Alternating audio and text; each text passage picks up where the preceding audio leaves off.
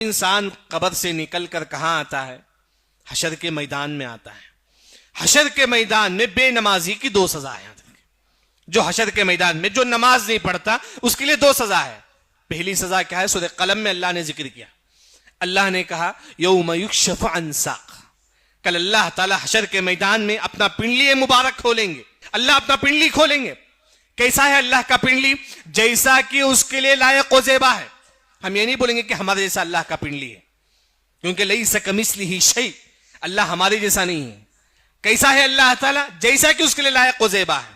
अल्लाह ताला अपना पिंडली मुबारक खोलेंगे। तमाम लोगों को हुक्म दिया जाएगा, ऐ लोगों तुम अल्लाह के सामने सजदा करो। तमाम लोग अल्लाह के सामने सजदा करेंगे, तमाम लोग। लेकिन कुछ लोग सजदा नहीं करेंगे। वो कौन लोग ही? जो नमाज नहीं पढ़ते थे। जो नमाज नहीं पढ़ते थे वो सजदा नहीं करे। वो कोशिश करेगा, क्योंकि पूरे लोग सजदा करते हैं। पूरी दुनिया वाले जो मुसलमान जो नमाजी थे अल्लाह जुल जलाल के सामने सजदा करेंगे, लेकिन बेनमाजी सजदा नहीं करेगा, लेकिन कोशिश करेगा, क्योंकि शर्म के मारे पूरी दुनिया वाले पूरे मुसलमान सजदा कर रहे हैं, ये बेनमाजी सजदा नहीं कर रहा। खाशिअतन अबसारुहुम, कुरान कहता है शर्म के मारे अपनी निगाहों को नीचे रखेगा बेनमाजी।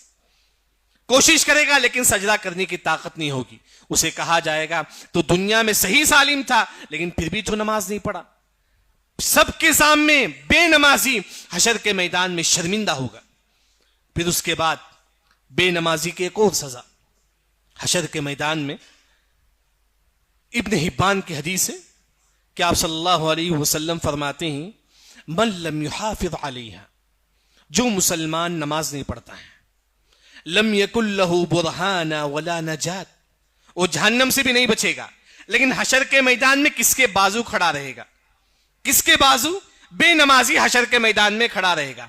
वकान यौमल क़ियामति मा क़ारून व हामान व फिरऔन उबई बिन खलफ, फिरऔन के बाजू बेनमाजी खड़ा रहेगा। फिरऔन मालूम है नारे जहन्नम में दाखिल होगा, उसके बाजू बेनमाजी खड़ा रहेगा। पसंद करेंगे हम लोग?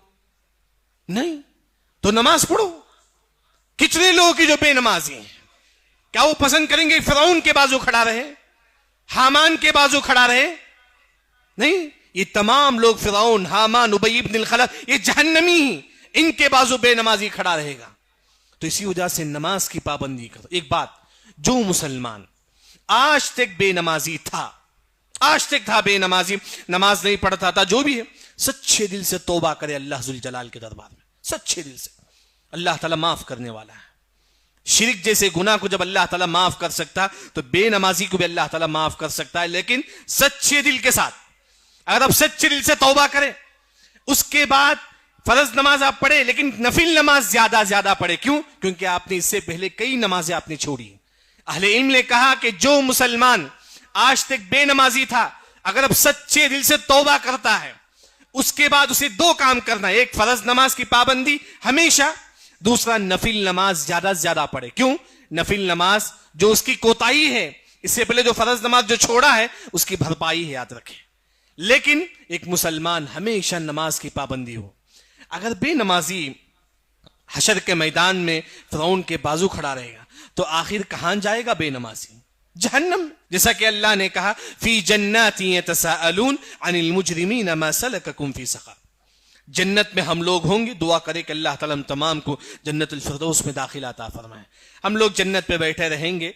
जन्नत पे छोटी सी खिड़की होगी, हम उस खिड़की खोलेंगे तो हमको जहन्नमी नजर आएंगे। जन्नत पे बैठकर हम जहन्नमियों से बात करेंगे। क्या पूछेंगे जहन्नमी से? क्या सवाल होगा हमारा जहन्नमी से?